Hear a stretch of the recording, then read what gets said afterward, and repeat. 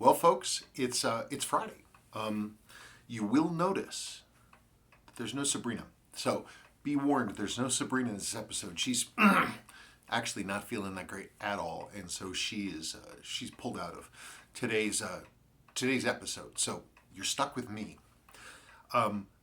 This has been a fun long week. Lots of work, lots of things going on, lots of interesting challenges, but some great successes too, which is really nice. Got a 6138 7000 slide rule all banged together, and it's just running beautifully. It's always nice to see one of these come back to life, and it was basically not running at all. It was all glued together. Somebody years ago had serviced it using traditional natural lubricants, and they had, of course, outgassed and turned to shellac, and the thing was just glued together. Now it's just running beautifully.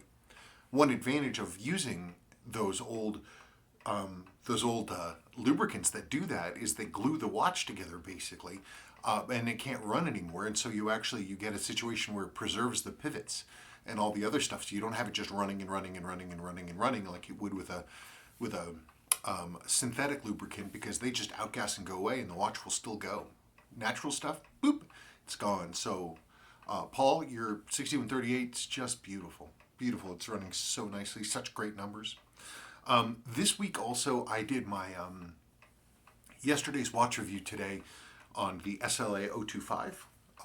I'm sorry, Grant, I still have this. I need to ship it out to you. I apologize for my delay. I wanted to hold on to it and just see what everybody had to say about that video. And it caused some strong reactions, which is great. I'm always glad to hear from people, to get a sort of rise out of people, to see what they had to say about it. A lot of input, negative and positive, about what I had to say. Kyle Wilkes, if he's watching, I'm sure, but if you guys are watching, if you look at the comments on that video, if you read Kyle Wilkes' sort of rebuttal of my points, and that's all good stuff. The big thing about my video, as I said at the beginning, is it's not like I'm a voice, of thunder on the top of the mountains, dispensing truth bombs. It's just my opinion. And I'm a pretty picky guy, so I have my sort of look at watches is not applicable to everybody. It's just how I look. I pulled out this watch, the SLA025. I haven't looked at it since that day. And I looked at it and I'm like, it's in its pleasing proportions, because the overall setup is very similar, obviously, to the original, which is here. So, I mean, there's a reason. It's an attractive watch. This was a great original design. So this is for some people, and if they're not concerned about, if they want to really use it, that's their business. But and that's fine, and they should enjoy it. And things are designed to be enjoyed. It's an attractive enough watch. I wish the lume wasn't green. That's actually my number one bitch. I wish the lume wasn't green. I wish it was whiter, or even actually like the Marine Master. They actually went with a slight sort of bony white tan color, which I really like, because it provides a nice contrast. Come on, focus. It provides a nice contrast to the dial markers. The green is just, I don't know, it just doesn't do it for me, but that's me. Anyway, so Grant, I will get this back to you, I swear. I'm not keeping it for any other reason than I wanted to just see what the hullabaloo was all about. So we do have some questions this week, and let's talk about them. I'm just putting my watch back on, don't mind me. Sabrina is down for the count, but she was nice enough to provide questions.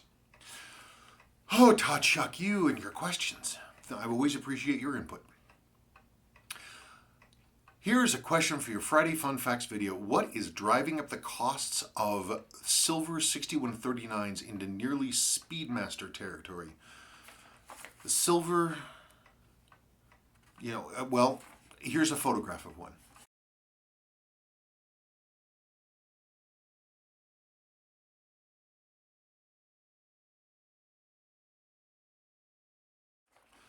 The silver 6139 6000 blank. But they're 6002s, that's what they are. There is one that sold last week, or is currently selling right now, and the case back is proof marked. It says 6139 6000. proof, but it's got a silver resist dial in it, and I swear to God the watch is original, but that's anomalous. Normally they're 6002s. They're unusual. They're bragging rights. This isn't like, this is a this is a luxury hobby, really. And a lot of it is, bragging rights. And when they first were found, when the silver ones first started surfacing at the sort of beginning of the watch internet era, people didn't believe that they were real. They thought that they were, I don't know, they thought they were cobbled together, or maybe it was a service dial or fake dials or something else like this, because there was no documentation behind them. But they're real, and they have a really unique look to them. They're like the gold dials, but they're even like more like, they have a lot of bang, and they have a lot of street cred as well. I mean, they're going up in value because people are aware of them, which is good, because if they weren't aware of them, they wouldn't care. But also, they're quite rare. I mean, there are a lot of rare watches in the world that aren't worth a damn thing. But that one's rare, and people are aware of them. Seiko chronographs are, they're going up in value all the time. There's a lot. I mean, think of the standard 6139s, the golds and the blues and stuff like that. There's a lot of them. I mean, the 6139 6005 True Pogue, I mean, those are harder to get a hold of, but generally speaking, you can get your hands on a blue or a gold fairly easily. Silver now, that's a piece of business. They're hard to find, and to find them even in decent condition is hard. The last two that I've gotten in were really nice, and they were pretty superlative, and it's hard to top. If you're a completionist and you really want to get all those slots in place, then that's a really good, sort of, I don't know, it's a good thing to get, but it means it drives the price up quite a bit. Hang on just one second. Okay, I just want to make sure you guys can hear me. So I don't know, man. People are aware of them. They're definitely rare. And if you're a completionist, that's what it is. I mean, if you have a really good one, man, they're going up in value like crazy. I'd be curious to see what this 6,000 proof resist hybrid goes for, because even with the mismatch, it's clearly original. I don't know what the story on that one is. I can't wait to find out. Here's the next question from Todd. I'm looking at a picture of a 6139 6009 resist dial dated July 69. That's one of these here. It's a blue 6139. It's the U.S. North American version of the international 6139 6000, which was proof. But for truth in advertising laws, that version here in the United States, the 6009, had a notch case and two-part sweep hand and an A movement, but it was resist marked. It was only for America. Looking at a picture of 6139 6009 resist notch dated July 69. How far back did Seiko use resist dials? That seems very early. I don't know. I don't have a hard month. I really don't. That ad is from 1970, fairly early 1970, but the picture could have been taken in 69. I see a lot of them in 1969, usually fall, more like fall, like September, October, November. I see a lot of them from that time. July is pretty early, but it's not crazy early. I think I've seen as early as June 69, but I could be wrong. But I don't think July is that crazy and out of the thing. Here's a question from Ruo. I love integrated bracelets and noticed that some vintage Seikos did have this feature, just like the Tudor North Flag. Would you happen to know and provide some suggestions on what models I should be on the lookout for? Integrated bracelets. There were a number of 7A 38 models that had integrated bracelets, and they're like sort of a slab watch head, sort of a little plank, and they have these tapered bracelets that lock up into them. But just to make sure that we're talking about the same thing, look at. Do you mean like this? This is a 1970s 6106 with a bracelet like that, with a slim final link into it. Also got the handy dandy, super cool faceted crystal. What year is this one? It's 1975, January 75. Hey, this watch is in pretty nice shape. This watch pretty nice. It's got a crack in the crystal, but whew, that's a pretty sweet looking watch. Look at the case back. You see, look at the beautiful condition of the case back. That's a great sign. So, do you mean like this? That's a pretty neat watch. That's a pretty classy watch. It's a Seiko DX. It's a 6106 8719. So this is a North American version. That's pretty cool. I tell you, if I was into Super 70s dress watches, that'd be a good one to wear. I like the super taper bracelet on it. Isn't that neat? Oh, cool. So let me know if that's what you're talking about in terms of integrated bracelets. Seiko did them a lot for dress watches in the 70s mostly. Though, of course, the 7828, 7838s, those were in the 1980s. Isoto 826. Isoto? Are you into DeSoto cars? I love DeSoto. Hi, Spencer. I was recently hired by a watch repair place at a local mall and wanted to know if you have any advice for a beginner. While I have over 7 years of customer service experience, I still have a lot to learn and just want to avoid too many mistakes early on. Any advice would be greatly appreciated. Thank you in advance. Okay, so you're going to be a watch repair place in the local mall. Are you going to be the only person there? Is it the kind of thing where you're mostly going to be changing batteries? I think the most important part of doing anything is when you're fooling around inside a watch is, remember, your tweezers are your hands. And when you're using a jeweler's screwdriver, don't just try to hold the jeweler's screwdriver. You use your tweezers to actually hold the shaft like this. So you're actually holding the shaft and doing it. And what that does is that helps prevent the tip of the screwdriver going weird ways and like doing things like, oh, I don't know, slamming into the circuit or into the coil and stuff like that. If people are bringing you mechanical watches and they want service on them, it's tough.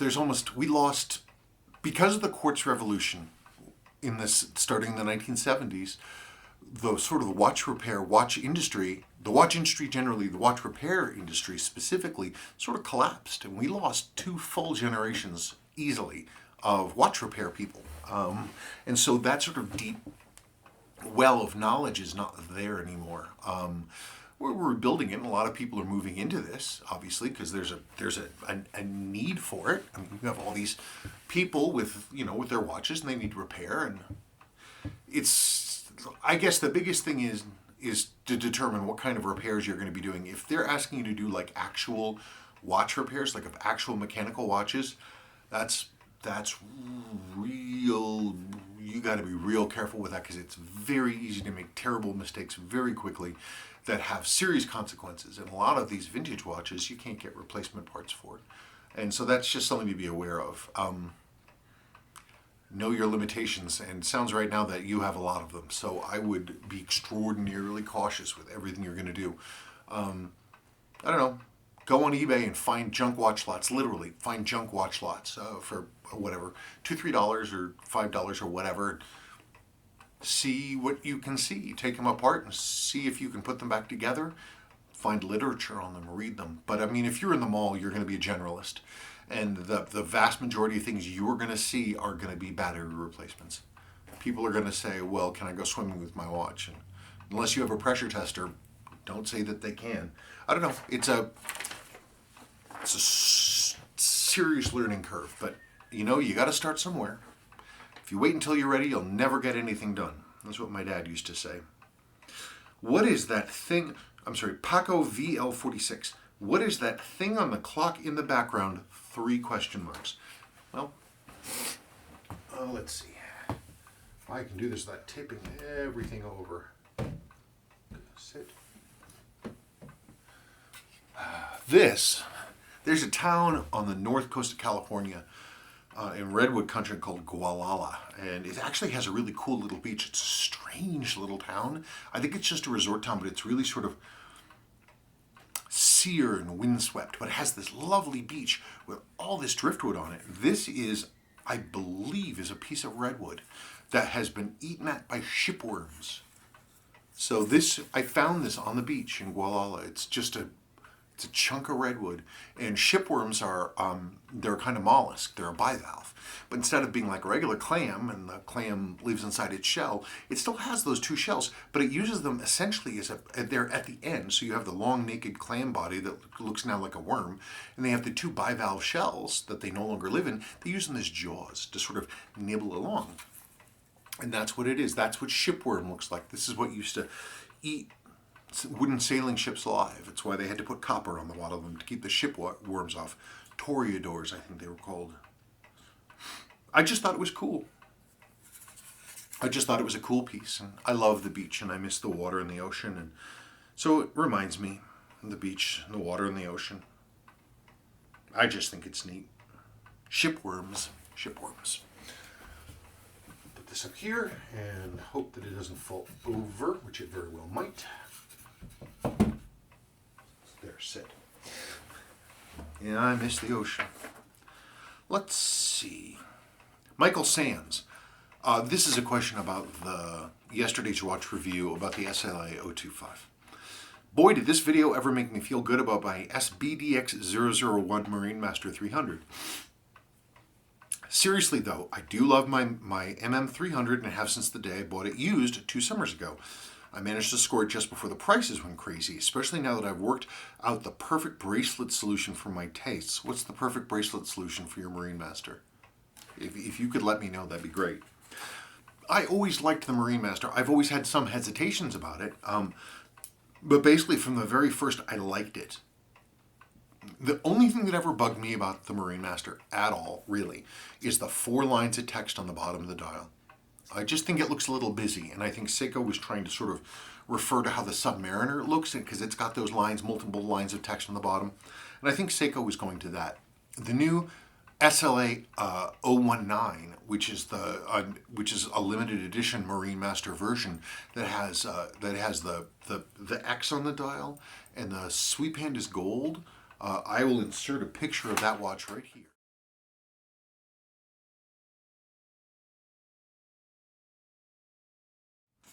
Now that's a cool watch, and it looks like I don't think it's been upgraded in any way, I don't think so, but stylistically it looks really cool, and they really have, the lower text has a much more balance on it, and having the resist text in color is a nice throwback piece. But really that dial text is the only thing that ever really bugged me about the Marine Master. First one I ever got, I didn't know anything. This was a long time ago, and I bought it from some dingleberry in New York. And he bought it brand new, got it from Seiya, Japan, and he took a Scotch-Brite pad to the whole watch because he wanted it to be matte. And he also took a grinding stone to the bracelet to take off the shine. He ground off like a better part of a millimeter off the entire outer surface of the thing, and I really did try to love it. And the watch was, nice to wear, pleasant, all that kind of stuff, but the case looked terrible, and eventually I sold it. And then the prices were, I don't know, pretty solid, and I could just never really justify buying another one. And we kept having to move, and there was all this job stuff, FedEx was having all these problems, and then we got more stable, and I was like, well, I really want to add one in again, and I was on the Watch Exchange subreddit on reddit.com, Watch Exchange. And this was, gosh, I don't know, maybe a year and something on ago, maybe. And anyway, this guy had one of these. He was selling it for a fantastic price. The bracelet was incomplete and damaged in one place, but it was, other than that, it had the box and the tags and the strap and all that stuff. And I got it for a good deal. I got it for a screaming deal. I got a really good deal on this watch, and it's in nice shape. It's a late one, 2012, one of the last of the OG SBD X001s. I bought it, and then in a couple of months they were discontinued, and so the prices on all of them went through the roof. I just think they're great watches. Somebody made a point. He's like, well, I really prefer the SLA025. Okay, that's Kyle Wilkes who said that. I was like, and he said because it's unique and special and everything else like that, and that's perfectly reasonable. He said, and the Marine Masters, they're a dime a dozen. I would say, well, they're not really a dime a dozen. Seiko did make them for a long time, but people never thought that they were going to be discontinued. They thought they were going to be around forever.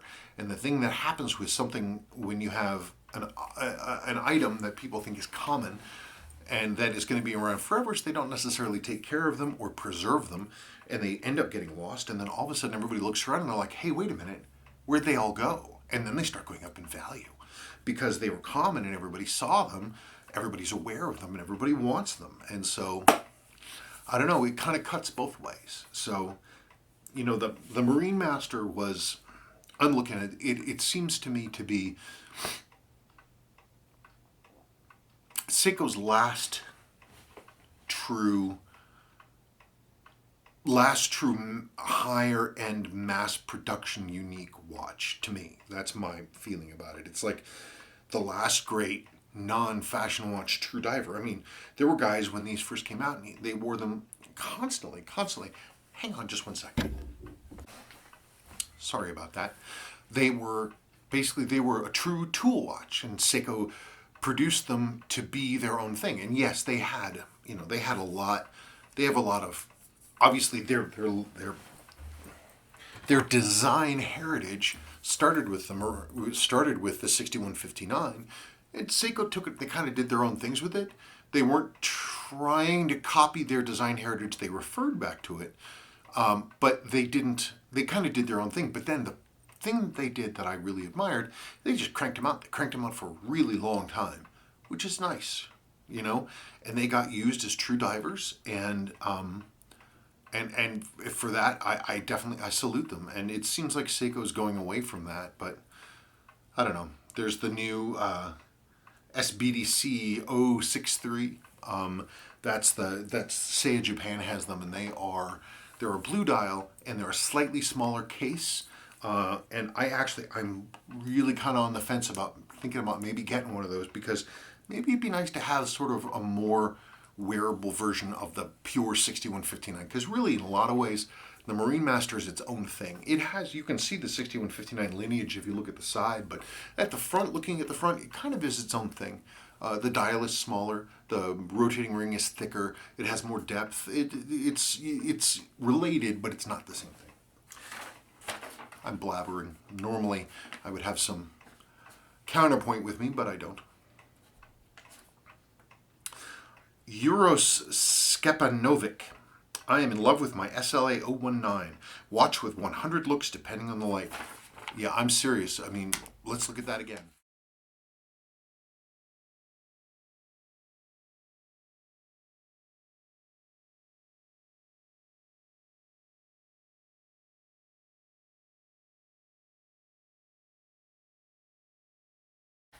SLA019.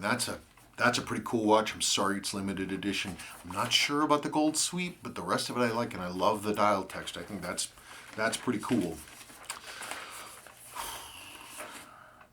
Sam D. Appreciate your review of the SLA025. I almost bought the watch and I really liked it, but I didn't think it was worth the asking price. If the watch was selling in the sub 4,000 price range, I would think it might be worth it. It's a beautiful watch in my opinion, but then again, I'm not as picky as you are. Almost no one is as picky as I am. And it doesn't mean I'm right just because I'm picky. Yeah, if the watch was like $3,200, $3,000, sure. For me, the killer is not so much the price, it's the green lume. It drives me crazy. Green lume. I don't know.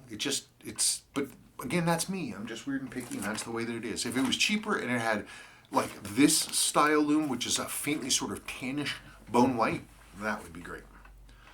Because I don't want blazing nuclear bright lume. I don't need that. I don't need lume that will burn the image of my retinas on the back of my eyes. Because this is plenty legible at night. I don't need it to glow that brightly. The Horologist. I agonized over purchasing the SLA025 as my Seiko Grail is without doubt the 6159. I can live with minor differences, but the dimensions were the final nail in the coffin for the 025. I ended up going with the first generation of the SBDX017. It really is a great watch. And it is a great watch. And the 017 and the 0001 I think they've got, the 017 has dia shield and the lume is slightly different, but they're the same baby. I mean, they are great watches. And I think they will stand the test of time for a very, very long time, you know. And being a limited edition doesn't necessarily mean that it's destined for greatness. I mean, the year 2000 reissues of the Grandfather tuna, nobody even knows about them. I've never had, I can't remember the last, I haven't seen one in, gosh, probably almost 10 years. And people don't really seem to think about them like at all. So it's not a guarantee.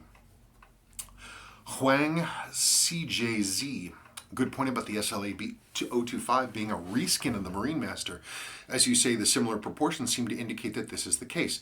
I suppose some of the added thickness might be due to the SLA025 and Marine Master, the difference between them, because the SLA025 being saturation for saturation divers rather than air diver like the original 6159, though they have the same depth rating. It's feasible. I mean, if they have the same depth rating, you're going down to the same depth, does it matter what you're breathing? Or is the idea being that you're not really going to take even a brand new Marine Master 300 down to, or a 6159 down to 300 meters? I mean, or maybe it's just a crush depth thing? I don't know. I don't have the answer. I'm not a divologist. My diving days are long past me. My ocean days are long past me. My one last brush with death, and I'm done with that. As much as I love and miss the ocean, those days are gone. Smucker's Tea. I am thinking about buying a Seiko 7002 because it costs less than an SKX 173. Okay. If the watch is restored but still uses its original parts, would you buy it? If you're talking about buying a 7002 that is functionally restored, like it's been properly serviced and it has good, all new seals and all that stuff, then hey, they're great watches. They're great watches. They're accurate movements. They do really well. If you are not sure about the servicing, you're not sure about all that other stuff, man, there's nothing wrong with an SKX 173. There's nothing wrong with a modern SKX. They're great watches. You can buy them and strap them on and go for it. So it's just a matter of what you really want. I honestly think in some ways, I mean, the 173 is, I think in some ways is a more attractive watch. And it's a throwback to the 6309 7290. And it's got day date, which I like. And the dial, the lume on the dial is, I think, more attractive. But the movement in the 7002 is a fantastic piece. Lane Edwards, thank you guys for answering my questions. I have another one for you. Would you mind both going over the state of your collections and watches you would like to add? I kind of did a rough state of the collection at the beginning of the year. I have two boxes, one for divers and one for chronographs. And there's sort of dress watches mixed in there. I can certainly go over that. The state of Sabrina's collection is one watch. She wears a Rolex 1680 and that's it. So there you go. There's her collection. I tried buying watches and different stuff for her, but she's not really interested. Like that lip diver, that crazy Jacques Cousteau electronic lip diver that's for sale on the website. I got that for her because she saw one that a customer sent in and she was like, ooh, that's cool. So I found one for her. And she's like, she's never going to wear it because she wears one watch, which is a Rolex 1680. I have a lot of watches, and I'd probably break it up in having a day for divers and a day for regular ones, and we can talk about that stuff. Okay, that's the last of the questions that I've got. The only other thing really to talk about are my turns, which are still obscenely long, and when I'm going to take new work, which at this point is looking like it's not going to be till 2020. I had thought that stopping taking work entirely would free me up to get more work done.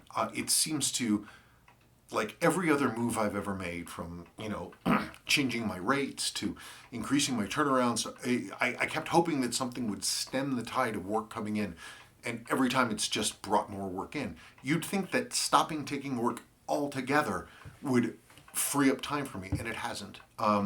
People are rightfully annoyed, some people are rightfully annoyed that it takes me a while to email back. I get so many emails, many dozens of emails every single day. Last weekend I got more than 200 emails. And what I have to do is I answer them basically once a week. I flag the ones that are important. And I have them up at the top of the mailboxes, and I delete all the stuff that's junk and I don't care about.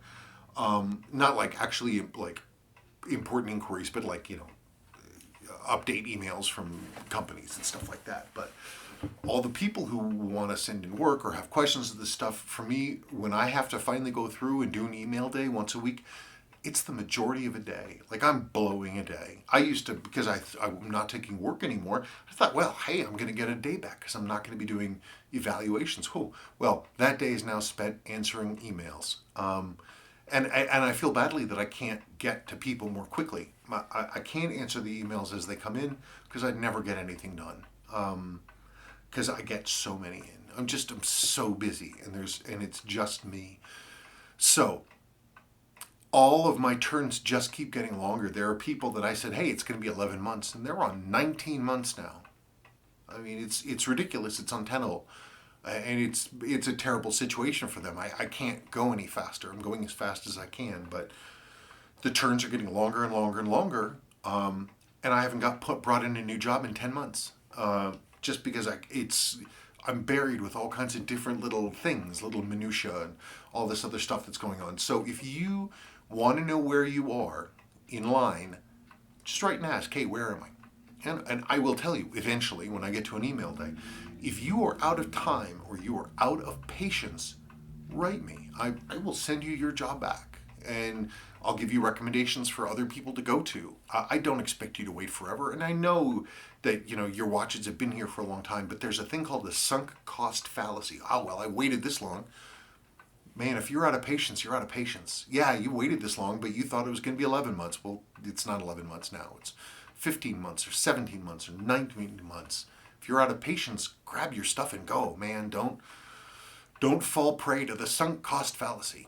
Get your stuff and go. I'd love to, if I had a fairy godmother who could wave a magic wand and get everybody's watches done, or somehow provide 20 of me and space for us all to work to get all your jobs done, man, I would do it. But it's just me. And so, until I have a child old enough and trained up enough to assist me, or an apprentice and a place to put them, it's just going to take forever. It is what it is. So I apologize again, both for my delays in getting back to you in terms of emails and also getting your jobs back to you completed and ready to go.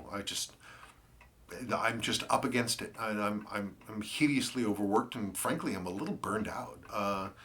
And I don't like disappointing people, and I want to have everybody be happy, but there's a limit to what I can do.